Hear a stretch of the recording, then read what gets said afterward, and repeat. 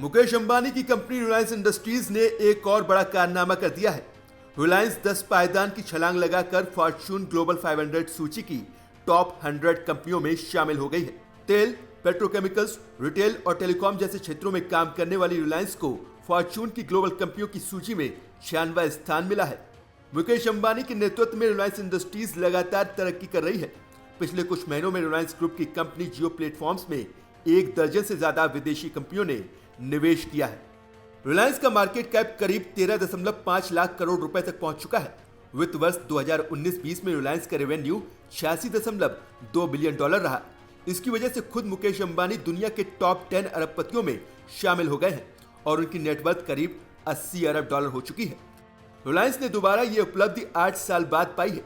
इससे पहले 2012 में रिलायंस इस लिस्ट में 99वें स्थान पर रही थी, लेकिन बाद के वर्षों में फिसलते हुए 2016 में 215वें स्थान पर पहुंच गई। फॉर्च्यून की टॉप 100 की सूची में शामिल होने वाली रिलायंस इकलौती भारतीय कंपनी है।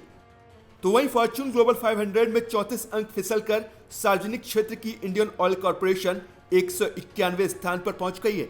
आईओसी का रेवेन्यू 69.2 बिलियन डॉलर आंका गया है।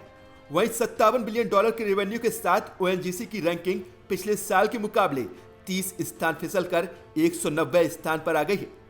देश के सबसे बड़े बैंक भारतीय स्टेट बैंक की रैंकिंग में 15 अंकों का सुधार हुआ और ये 291वें स्थान पर है। एसबीआई का रेवेन्यू इस वित्त वर्ष के दौरान 51 बिलियन डॉलर रहा।